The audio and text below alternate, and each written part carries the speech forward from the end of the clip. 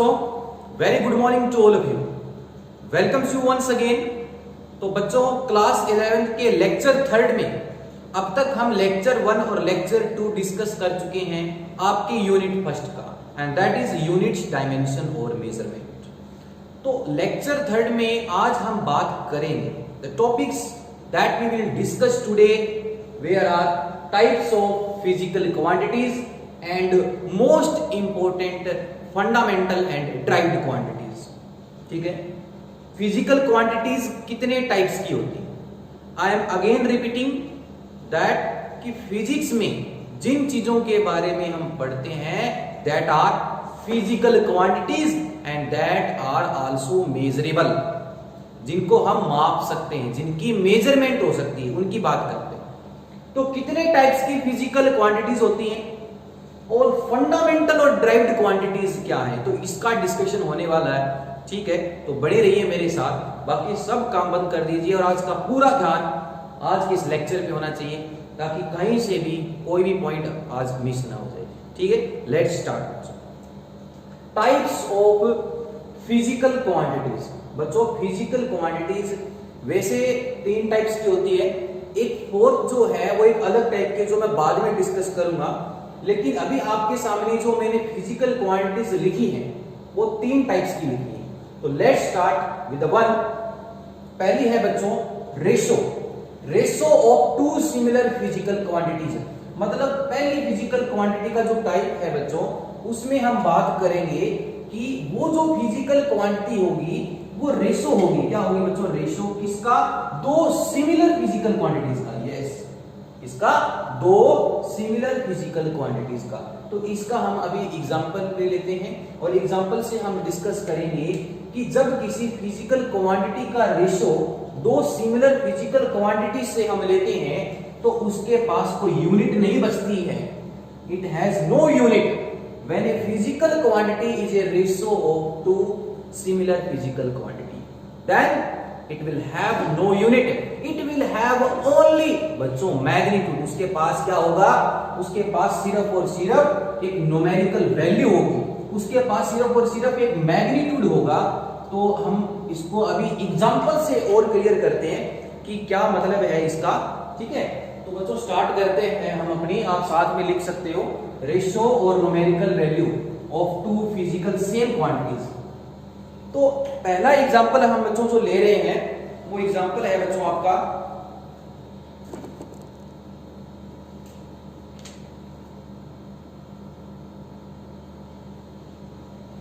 तो पहला एग्जांपल है बच्चों एग्जांपल नंबर 1। इस एग्जांपल से आपको समझ में आ जाएगा कि जब कोई फिजिकल क्वांटिटी 2 एक जैसी क्वांटिटी का रेशियो आती है तो सिर्फ मैग्नीट्यूड निकल के आता है, यूनिट नहीं आती है। कैसी आती है समझो। जैसे पहला एग्जांपल अगर मैं बात करूं रिलेटिव डेंसिटी, इसकी relative density, relative density, simple density आपने सुना होगा मास बाय वॉल्यूम, लेकिन जब बात करेंगे रिलेटिव डेंसिटी की, इसका मतलब हम कंपेयर कर रहे हैं किन्हीं 2 ऑब्जेक्ट्स की या 2 चीजों की डेंसिटीज की बात कर रहे हैं। तो रिलेटिव का मतलब जब एक दूसरे के साथ हम कंपेयर करते हैं, 2 चीजों के बारे में बात करते हैं और उन 2 चीजों की किसके बारे में बात होगी? डेंसिटी के बारे में। तो रिलेटिव डेंसिटी का मतलब है डेंसिटी ऑफ ऑब्जेक्ट, किसी भी ऑब्जेक्ट की density by density of water at 4 degree centigrade. Now dear students, from this example you can easily check and see that कि जो relative density है वो 2 densities का रेशियो है। और अभी मैंने बताया कि जब एक physical quantity 2 same type of physical quantity का रेशियो होती है तो डेंसिटी की यूनिट से डेंसिटी की यूनिट कट जाएगी, वो इसको ले मरेगा, तो सिर्फ और सिर्फ मैग्नीट्यूड आएगा, एक नंबर आएगा। इसका मतलब ये जो बच्चों हैं ये क्या आपकी टाइप्स ऑफ फिजिकल क्वांटिटी में रेशियो है 2 सिमिलर फिजिकल क्वांटिटीज का। Okay, get it. एक एग्जांपल और लेते हैं जिसका नाम है रिफ्रैक्टिव इंडेक्स। अब रिफ्रैक्टिव इंडेक्स 10th क्लास में आपने स्टडी किया है, रिफ्रैक्टिव इंडेक्स लाइट की स्पीड का रेशियो होता है when light travels in air to a some medium. जब लाइट एयर से होती हुई जब किसी मीडियम के अंदर एंटर करती है तो हम बात करते हैं उस एक फिजिकल क्वांटिटी का, एक ऐसा फिनोमिना जिसको बोलते हैं रिफ्रैक्टिव इंडेक्स, जिसमें लाइट का ओरिजिनल पाथ है, लाइट जब एयर से किसी मीडियम में जाती है, सपोज करो when light travels from air to water, air to glass, तो जिस पाथ से आ रही थी एयर में, ग्लास में जाते वक्त वो पाथ नहीं रहता, वो रिफ्रैक्ट हो जाती है, वो बैंड हो जाती है, वो मुड़ जाती है। ठीक है, तो उसकी डायरेक्शन ऑफ जो लाइट है उसमें एक चेंज आता है और उसको बोलते हैं फिनोमिना को 10th क्लास में पढ़ा हुआ रिफ्रैक्शन। तो उसी का एक रिफ्रैक्टिव इंडेक्स है। इंडेक्स एक फिर एक रेशियो है दो सिमिलर क्वांटिटीज का। ये होगा आपका, आप लिख सकते हो बच्चों, स्पीड ऑफ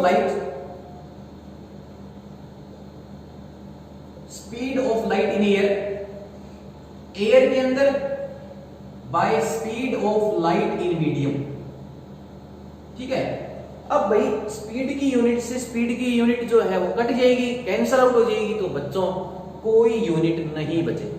ठीक है, आई थिंक आप सभी को समझ में आ गया कि मैं बात कर रहा हूं टाइप्स ऑफ फिजिकल क्वांटिटी में। ऐसी फिजिकल क्वांटिटी जिसके पास सिर्फ नंबर आता है, only have numerical value, it has no unit, उसके पास कोई यूनिट नहीं होती। तो स्पीड की यूनिट बच्चों यहाँ मीटर पर सेकंड है, ये भी मीटर पर सेकंड है, तो मीटर पर सेकंड से मीटर पर सेकंड ले मरा तो सिर्फ एक नंबर आएगा। ठीक है, आप लिख सकते हैं न्यूमेरिकल वैल्यू आएगी, ओनली न्यूमेरिकल वैल्यू, एक नंबर आएगा। तो ये था आपका टाइप्स ऑफ फिजिकल क्वांटिटी में पहला पार्ट, जब एक फिजिकल क्वांटिटी दो सेम टाइप क्वांटिटीज का रेशियो होती है। ठीक है, लेकिन बच्चों एक खास बात आने वाली है, इसके अलावा भी एक ऐसी क्वांटिटी होती है जो दो सेम क्वांटिटी का रेशियो होती है बट स्टिल रिक्वायर यूनिट। तो आप नोट में लिख सकते हो इसी के अंदर कि एंगल जो है ना, एंगल एक एक्सेप्शनल क्वांटिटी है। एंगल क्या है? एक एक्सेप्शनल फिजिकल क्वांटिटी है, और एंगल जो है वो रेशो है टू सिमिलर क्वांटिटीज का। और अभी आपने बताया है कि सर जब कोई क्वांटिटी दो सेम फिजिकल क्वांटिटी का रेशो होती है तो उसको उसकी यूनिट की कोई आवश्यकता नहीं है, उसके पास कोई यूनिट नहीं आती, सिर्फ एक मैग्नीट्यूड आता है। लेकिन एंगल एक ऐसी एक्सेप्शनल फिजिकल क्वांटिटी है विच इज द रेशो, जो रेशो है किसका, which is the ratio of two similar physical quantity, दो सिमिलर फिजिकल क्वांटिटी का रेशो है बट स्टिल रिक्वायर्स यूनिट। लेकिन फिर भी उसको एक यूनिट चाहिए, बट स्टिल रिक्वायर्स, समझ में आ रहा है ना, but still requires a unit. दो सेम क्वांटिटीज होने के बावजूद भी उसको यूनिट का सहारा लेना पड़ेगा। तो एंगल क्या है? एक्सेप्शनल फिजिकल क्वांटिटी है, राइट डाउन कर लेना ये, ठीक है, but still requires a unit. क्या कैसे है देखते हैं, वो बात करते हैं क्यों इसको यूनिट की आवश्यकता पड़ती है बच्चों।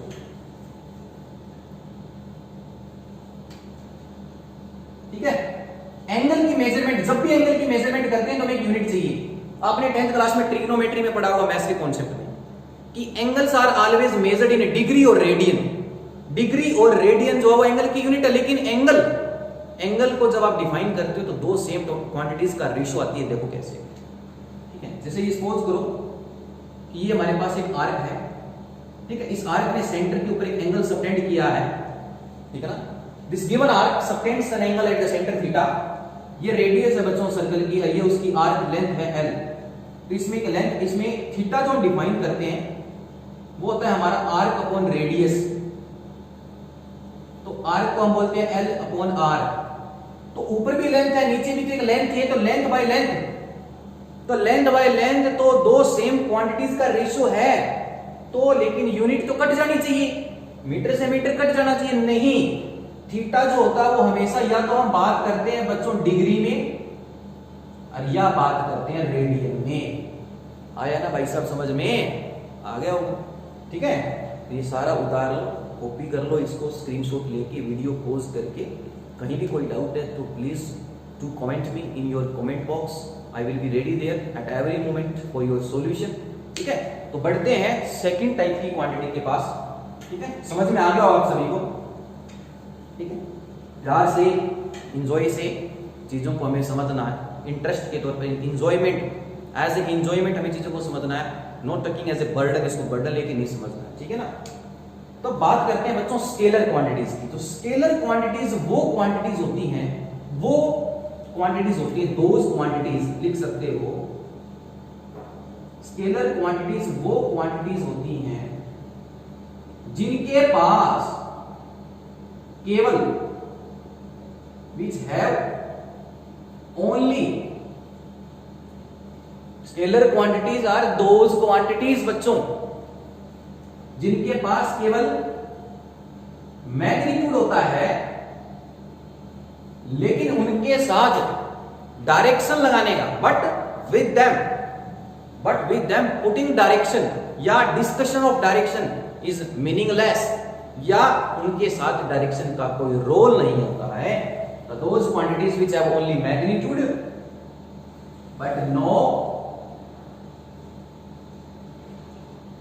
direction are known as scalar quantities. जैसे एग्जांपल ले रहा हूं बच्चों इसके, आप बोल सकते हो सर लेंथ. भाई एक बात बताओ, ठीक है, थोड़ा सा फनी वे में आपको समझाता हूं. भी आप कपड़े की दुकान पर गए और आपने उस शॉपकीपर को बोला, कपड़े वाले, कि भैया मुझे 5 मीटर कपड़ा चाहिए. भाई 5 मीटर कपड़ा तो काट के दे देगा, और आपने कुछ ज्यादा ही फिजिक्स पढ़ रखी है. आप उसको जाके बोल रहे हो कि मुझे 5 मीटर कपड़ा चाहिए नॉर्थ डायरेक्शन में, वो एक देगा कान पे खींचे. 5 मीटर नॉर्थ डायरेक्शन में क्या मतलब होता है, कभी सुना है? भाई 5 मीटर कपड़ा दे दो, अच्छी बात है. अब इसी तरीके से एक सेब वाले के पास अगर आपने बोला कि मुझे 5 किलो सेब दे दो, वो दे देगा. अब 5 किलो सेब दे दो ईस्ट डायरेक्शन में, ये कौन सी बात है? ये तो एक मूर्खता वाली बात है, मीनिंगलेस. तो इसी तरीके से मतलब कुछ ऐसी क्वांटिटीज होती हैं जिनके साथ मैग्नीट्यूड लगाना ही अच्छा होता है. मैग्नीट्यूड लगाने से उनका सेंस निकलता है, उनका अर्थ निकलता है. डायरेक्शन लगाने से उनका कोई रोल नहीं है, उनका कोई अर्थ नहीं निकलता, वो मीनिंगलेस होता है. ऐसी क्वांटिटीज होती है बच्चों फिजिक्स में स्केलर क्वांटिटीज. जैसे लेंथ, भी मास कितना है वो बात करते हैं ना, कहां है, किस डायरेक्शन में, वो बात थोड़ी करते हैं. लेंथ, मास, ये सिर्फ इनके पास मैग्नीट्यूड की बात होती है. लेंथ, मास, ये समझना, length, mass, time, energy.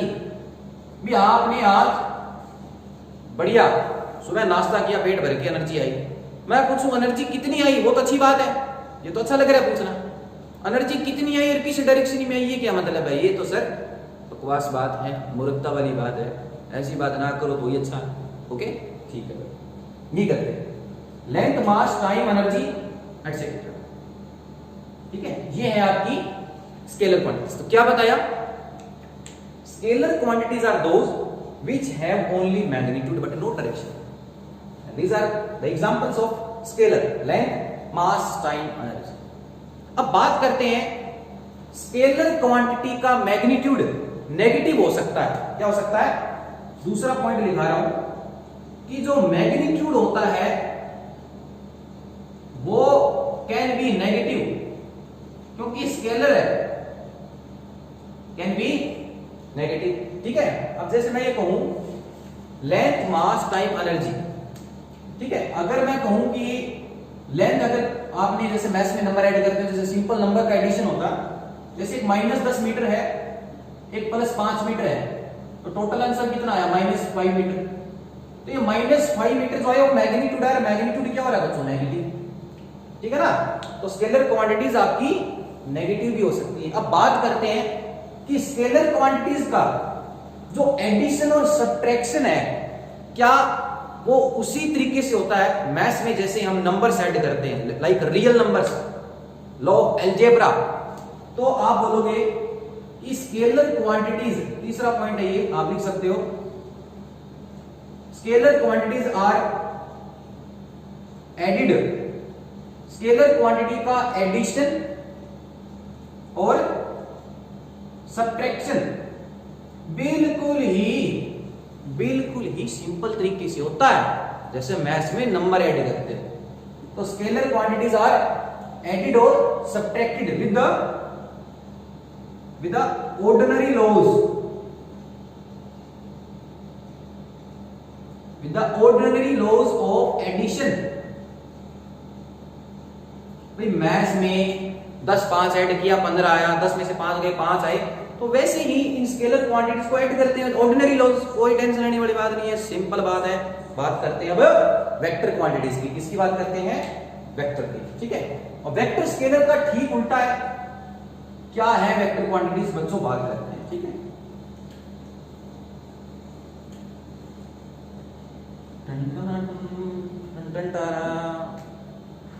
Vector quantities, vector quantities ठीक बच्चा उल्टा है किसका? स्केलर क्वांटिटीज का। वेक्टर क्वांटिटीज वो क्वांटिटीज होती हैं जिनके पास मैग्नीट्यूड भी होता है, लिख सकते हो, which have magnitude as well as. अब मैग्नीट्यूड तो सबके पास है, डायरेक्शन है कि नहीं ये जिक्र करेंगे। तो वेक्टर वो क्वांटिटीज है जिनके साथ मैग्नीट्यूड के साथ डायरेक्शन लगाने का भी मतलब आएगा, मतलब उनके साथ डायरेक्शन का रोल होगा। जब उनके पास डायरेक्शन होगी तभी वो वेक्टर होंगे। तो मैग्नीट्यूड तो सबके पास है, डायरेक्शन है कि नहीं ये चेक करना है। तो मैग्नीट्यूड एज वेल एज, ठीक है, magnitude as well as direction, ठीक है, are known as vector quantities. उनको हम क्या बोलते हैं? अब वेक्टर क्वांटिटीज का जो एडिशन और सब्ट्रैक्शन है ना, वो इतना आसानी से नहीं होता। इसके लिए वेक्टर लॉज होते हैं जो हम आगे पढ़ेंगे, काइनेमेटिक्स में पढ़ेंगे। तो याद रखना कि जो वेक्टर क्वांटिटीज को हम जो ऐड करते हैं, वेक्टर क्वांटिटीज एडिड और सब्ट्रैक्टेड, वेक्टर क्वांटिटीज का बच्चों जो एडिशन और सब्ट्रैक्शन जो होता है ना, वो with the vector laws of addition होता है। ये वेक्टर लॉ क्या है सर? ये क्या झंझट है, ये काइनेमेटिक्स में पढ़ेंगे, टेंशन लेने की जरूरत नहीं है, ठीक है ना। एडिड और subtracted with the vector laws of addition, ठीक है। ये बात थी आपकी वेक्टर क्वांटिटीज की। अब इसके एग्जांपल्स की बात करते हैं कि सर वेक्टर क्वांटिटीज के कुछ ऐसे एग्जांपल्स बताओ जिससे ये बात क्लियर हो जाए कि इनको डायरेक्शन की भी जरूरत पड़ती है। जैसे आपकी फोर्स, भाई आप किसी ऑब्जेक्ट पर, जैसे सपोज करो ये ग्राउंड है, इसके ऊपर एक ब्लॉक पड़ा है m मास का, इसके ऊपर आपने फोर्स लगाई, तो कितनी लगाई, कितनी लगाई, तो बच्चों वो क्या है? मैग्नीट्यूड। और आपने फोर्स ऐसी लगाई कि ये ब्लॉक एक ही डायरेक्शन में जा रहा है, सपोज करो ये किस में जा रहा है? आपका ईस्ट डायरेक्शन में जा रहा है। तो मैग्नीट्यूड के साथ क्या जुड़ गया? डायरेक्शन जुड़ गई। तो फोर्स आपकी एक वेक्टर क्वांटिटी है बच्चों। क्या है? Vector quantity. और बताओ, फोर्स है वेलोसिटी। अब मैं जैसे कहूं कि एक कार, मेरी बात को सुना, listen my statement, a car is moving with 50 metre per second. जब मैंने बोला कि ये कार सिर्फ चल रही है 50 मीटर पर सेकेंड से, इस बात में अधूरापन है, यह बात अधूरी है। आपको ये तो पता है स्टेटमेंट से कि गाड़ी कितने से दौड़ रही है? 50 मीटर पर सेकेंड। अब मैं बोल दूं कि एक car is running, a car is moving with 50 metre per second in east direction. अब इस कार की आपको सारी बात पता चल गई कि भाई इस दिशा में जा रही है और इस मैग्नीट्यूड से जा रही है, वो बढ़ जाती है बच्चों वेलोसिटी। लेकिन जब डायरेक्शन का पता ना हो, और जब ये पता हो कि इतने से चल रही है, तो वो स्पीड होती है, जो हम बात करेंगे काइनेमेटिक्स में। तो फोर्स है, वेलोसिटी है, अभी लिख सकते हो, डिस्प्लेसमेंट है, एक्सेलरेशन है, मोमेंटम है, एक्सेट्रा। ये क्या आपकी बच्चों? वेक्टर क्वांटिटीज, ठीक है। तो आप सभी को ये समझ में आ गया। अब मैं जो बात कर रहा था कि इन तीनों के अलावा एक ऐसी क्वांटिटीज हैं जिनका हम ज्यादा डिस्कशन नहीं करते अपने इस फाउंडेशन पार्ट में, आपके क्लास 11th और 12th में, लेकिन उनके बारे में पढ़ते हैं, ठीक है, आगे पढ़ते हैं। वो फिजिकल क्वांटिटी कौन सी है? तीन तो मैंने बता दी। पहली कौन सी बताई, जो दो सेम फिजिकल क्वांटिटी का रेशो होगी। सेकंड कौन सी बताई मैंने, स्केलर। थर्ड मैंने कौन सी बताई, वेक्टर।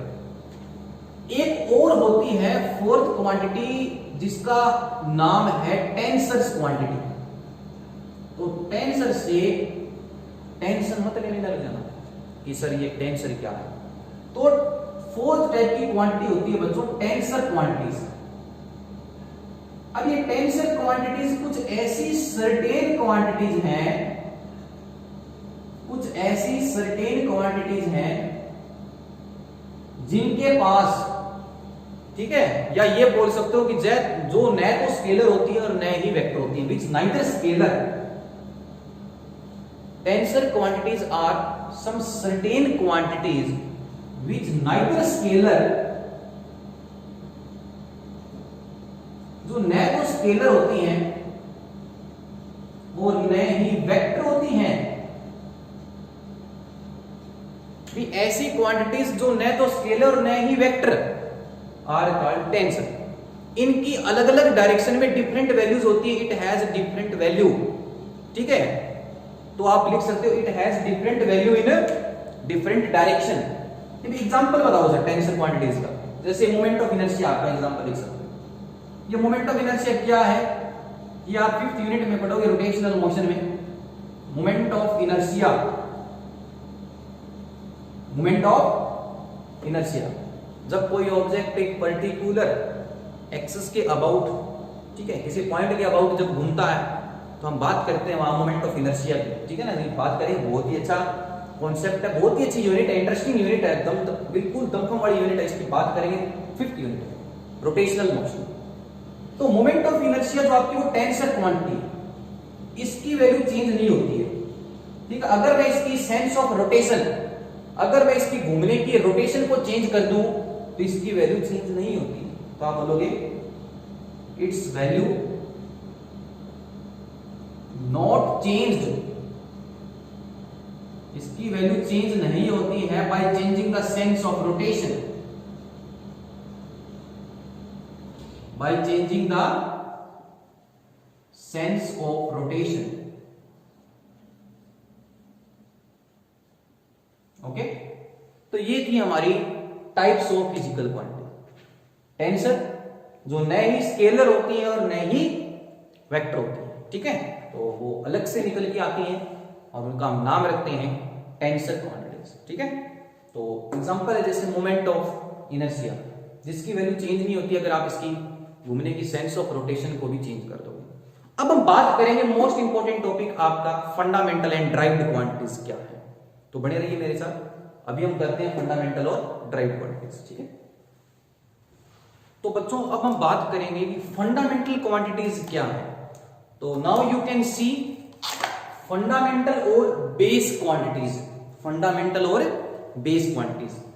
फंडामेंटल और बेस, इसके बारे में थोड़ा सा मैं आपको आइडिया दे देता हूं कि फंडामेंटल और बेस का मतलब जिन क्वांटिटीज का खुद का अस्तित्व होता है, जिनकी खुद की इंपॉर्टेंस होती है, जो किसी पर डिपेंड नहीं करते, जो सेल्फ डिपेंडेंट है, इंडिपेंडेंट है, जिनका काम किसी दूसरे से नहीं चलता है, जो किसी दूसरे पे निर्भर नहीं है, डिपेंड नहीं है, ऐसी क्वांटिटीज फिजिक्स में बोलते हैं फंडामेंटल और बेस क्वांटिटीज। तो बेस हैं बाकी सबके लिए। अगर आप कोई काम कर रहे हो और आपके अंदर कोई कैपेबिलिटी है और उससे कर रहे हो, आप किसी पे डिपेंड नहीं कर रहे हो, आपका सारा काम चल रहा है और खुद से चल रहा है, तो आप बोल सकते हो कि मैं एक फंडामेंटल हूं, एक बेस हूं। लेकिन आपके ऊपर कई डिपेंड करते हैं, आपसे बहुत सारे पर्संस जो हैं जो ये कहते हैं कि ये कर दे, जो आपके पास आ रहे हैं, जो आप पे डिपेंड हैं, इसका मतलब वो है ड्राइव्ड। वो क्या है? ड्राइव्ड। जो आपसे निकले हैं, जिनका काम आपसे चल रहा है, वो ड्राइव्ड हैं, जो किसी से निकलते हैं। तो ड्राइव्ड क्वांटिटीज क्या है? Derived quantities are those which are derived from fundamental, जो बेस क्वांटिटीज से निकली होती हैं, जो फंडामेंटल से ड्राइव्ड हुई होती हैं। लेकिन फंडामेंटल और बेस किसी से ड्राइव्ड नहीं होती हैं my dear students, and that are known as fundamental और बेस क्वांटिटीज। तो let's discuss fundamental and base quantities are what quantities. Fundamental और base quantities are those quantities which are independent, जो मैंने आपको अभी बताया, जो किसी पर डिपेंड नहीं करती हैं और does not depend upon other quantities, ठीक है, आर कॉल्ड फंडामेंटल और बेस क्वांटिटी, जैसे लेंथ है, मास है, टाइम है, एटसेट्रा। ये फिजिक्स की कुछ ऐसी क्वांटिटीज हैं जो सेल्फ डिपेंडेंट है, जिनका खुद का अस्तित्व है, इंपॉर्टेंस है। बाकी जो फिजिकल क्वांटिटीज हैं वो इनसे मिलकर बनी होती हैं, ये किसी से मिलकर नहीं बनी होती, ये खुद हैं, ये अपने आप में किंग हैं, तो इनको बोलते हैं फंडामेंटल और बेस क्वांटिटीज। वैसे हमारे फिजिक्स के अंदर 7 फंडामेंटल क्वांटिटीज है बच्चों, कितनी है? 7। देयर आर 7 फंडामेंटल क्वांटिटीज, 7 है, जो मैं आपको एक टेबल बनवाऊंगा, उसे पता चल जाएगा कि वो 7 ऐसी कौन सी हैं जो किंग है फिजिक्स की। इन 7 में से भी बच्चों जो 3 है ना, वो तो ये मान लो कि सुपर हैं, वो तो पावर है फिजिक्स की, उसके बिना तो काम ही नहीं चलता। जितने भी लॉज एक्सप्रेशन फिजिक्स में बात करते हैं, उन तीनों का तो जिक्र रहेगा ही रहेगा। मतलब वैसे बोले तो 7 हैं, लेकिन out of 7 length, mass and time, ये जो 3 है बच्चों, ये जो 3 है, ये आपकी मोर बेसिक और फंडामेंटल है। क्या ये? मोर बेसिक और फंडामेंटल। ये थी हमारी फंडामेंटल क्वांटिटीज। हम बात करेंगे ड्राइव्ड क्वांटिटीज की। किसकी? देखो बच्चों, derived quantities. Now students, let's see what are derived quantities. Derived quantities you can see from this word derived, जो किसी से निकल के आई हो, जो किसी से ड्राइव्ड हो। तो derived quantities are those quantities which are derived from, yes, which are derived from fundamental quantities और depends upon fundamental. Yes, you can see, जो फंडामेंटल से निकली होती है या फंडामेंटल के ऊपर डिपेंड करती है। ठीक है, ऐसी कौन सी क्वांटिटीज हैं जो ड्राइव्ड है और कैसे फंडामेंटल पर डिपेंड करती हैं, तो इसको हम 1 बाय 1 एग्जांपल से समझेंगे और एग्जांपल से आप इसको बेटर अंडरस्टैंड कर पाएंगे और एक्सप्लेन अच्छे से होगा। तो let's start with first example, area. Area क्या होता है बच्चों? Length into breadth. एक बात बताओ, अभी मैंने आपको बोला था ना कि लेंथ क्या है आपकी? फंडामेंटल, और एरिया जो बन रहा है उसमें लेंथ आ रही है, तो ब्रेथ भी तो एक किस्म की लेंथ ही है, एक किस्म की सेपरेशन है, एक किस्म की डिस्टेंस है। तो लेंथ को लेंथ के साथ मल्टीप्लाई करने से आपकी एक नई क्वांटिटी तैयार होगी फिजिक्स में, उसको बोला एरिया। और बच्चों ये जो एरिया है ये आपकी ड्राइव्ड क्वांटिटी है। क्यों है? क्योंकि ये किससे मिलकर बनी है? फंडामेंटल से। एक और एग्जांपल लेते हैं, it will more clear you that speed is equal to distance upon time. Speed is equal to distance upon time. Distance क्या है? फंडामेंटल। टाइम क्या है? Fundamental. And the ratio of two fundamental, the ratio of two fundamental give you another physical quantities in physics and that is known as derived quantity. Speed बन गई, नई quantity बन गई, किससे? डिस्टेंस फ्रॉम टाइम, और distance from time क्या है आपकी? फंडामेंटल। ठीक है, अब इसी तरीके से बात करें वॉल्यूम की, जैसे एरिया की बात करें, तो वॉल्यूम क्या है? वॉल्यूम है लेंथ, ब्रेथ और हाइट। ये भी एक लेंथ है, ये भी एक लेंथ है और ये भी एक लेंथ है। तो लेंथ को लेंथ के साथ मल्टीप्लाई किया तो आपके पास वॉल्यूम आ गया। फोर्स, फोर्स क्या बच्चों? Mass into acceleration. तो मास और एक्सेलरेशन भी तो आपकी क्या है? फंडामेंटल है। मतलब मास, लेंथ और टाइम, इनके बिना फिजिक्स में काम ही नहीं चलता। बाकी जितनी भी क्वांटिटीज हैं वो मास, लेंथ और टाइम पे डिपेंड करती है। तो इनको हमने बोला ड्राइव, और इससे पहले हमने बात करी फंडामेंटल की। अब मैं आपके सामने एक टेबल बनाऊंगा, उस टेबल को अच्छे से रिवाइज करना है, याद करना है। वो 7 फंडामेंटल क्वांटिटीज के नाम याद रखने हैं, उनके सिंबल्स याद रखने हैं और उनकी यूनिट्स याद रखनी है, क्योंकि उन 7 के बगैर फिजिक्स में कोई काम नहीं चलेगा। तो लेट्स सी, अभी मैं आपके सामने वो टेबल बनाता हूं। ठीक है,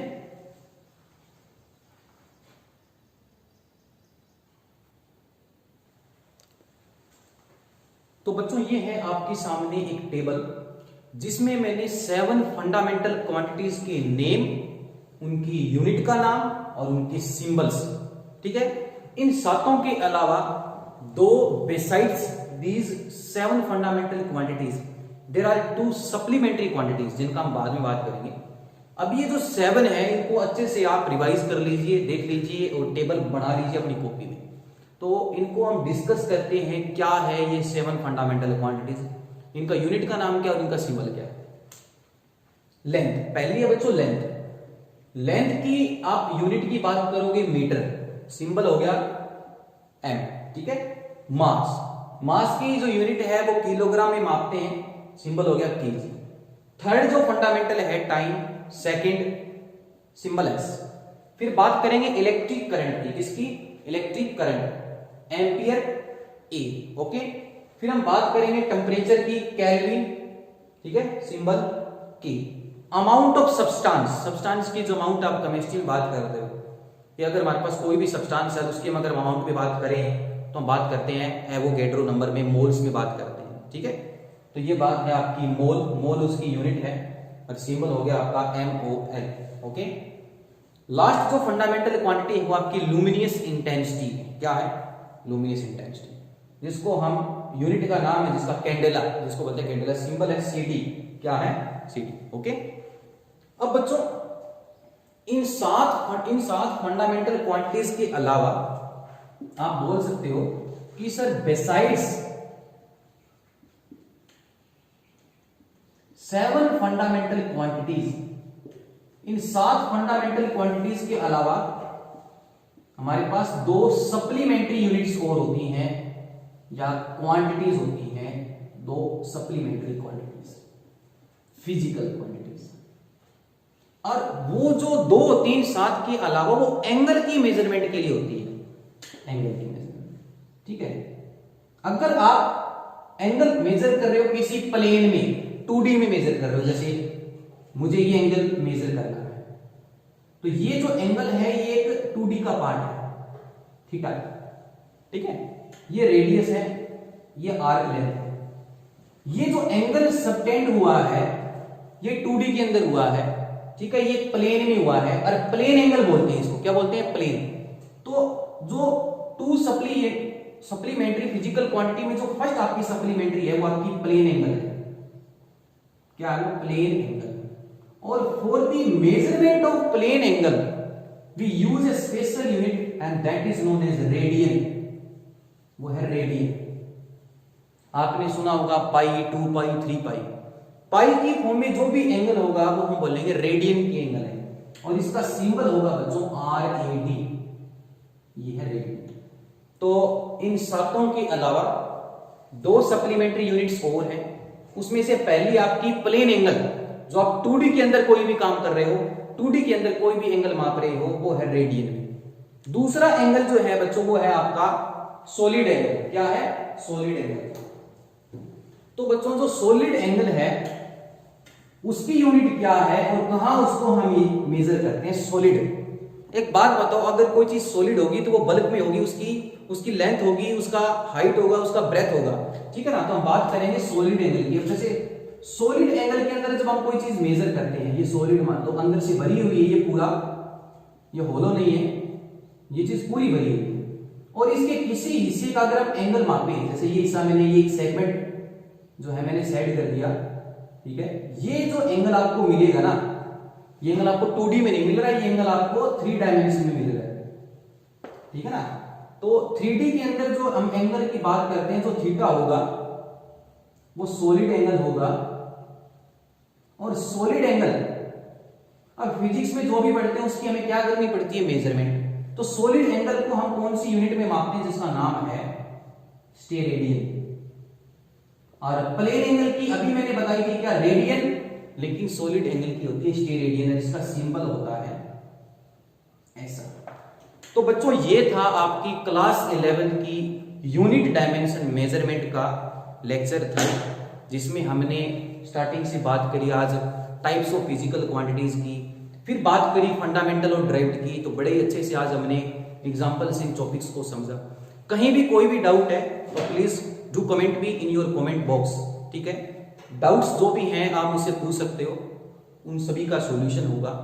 तब तक के लिए बने रहिए मेरे साथ, और जितना हो सके बच्चों लाइक कीजिए, शेयर कीजिए एंड सब्सक्राइब कीजिए। मिलते हैं अगले लेक्चर में और भी इंटरेस्टिंग टॉपिक के साथ। तब तक के लिए पढ़ाई कीजिए, ठीक है, फायदा उठाइए लाइव क्लासेस का। Thank you to all of you.